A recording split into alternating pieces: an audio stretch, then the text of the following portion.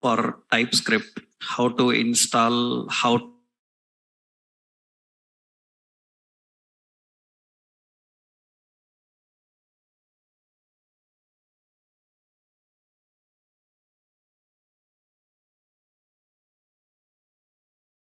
that's for a package manager called npm. Second, we need to download and install TypeScript. After installing Node.js, you can install TypeScript for your PC. For that, you have to use npm install -g TypeScript. So that will install TypeScript on your PC. So already we saw that. Next step, we need to download and install an editor. So the editor we used is Visual Studio Code. Visual Studio Code editor we have to download and install. And after that, we learned about how to create a project. Once we have this environment, we learned how to create a project, create a new project. And in that, 2 commands we have to execute. So one is npm init. That is the command which is used for initializing the project. Any web application is initialized by using npm init. Next, we need another command, that is tsc-init. So this npm init will generate, which file it will generate? So it is going to generate which file? Package.json file. And what it contains? Package.json. What package.json file contains? What package.json file contains? What does package.json file contains? So package.json contains metadata. Metadata is information about your application. In that, lot of details will be there, like project name, its version, its culture, its dependencies, lot of details will be there. All information about your project is present in this package JSON. TS-init is used for tsconfig.json. What it contains? What tsconfig contains? What tsconfig contains? Tsconfig contains what it contains.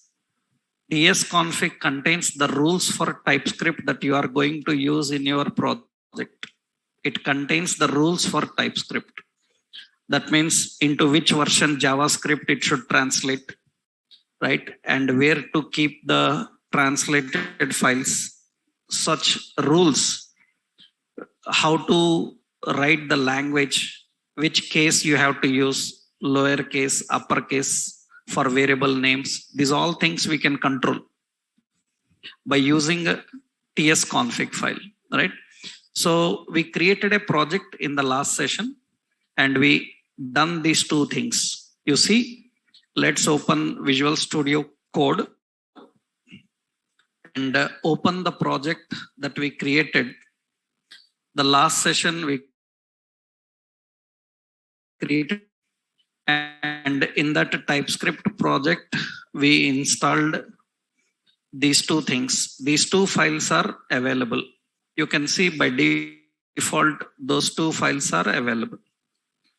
One is package.json, another one is tsconfig.json. And after that, now we will create a new folder. You have a new folder button. You can see there is a new folder button. We will create a new folder. Click on that new folder and we will create a folder called public. Generally, public folder contains all static repository.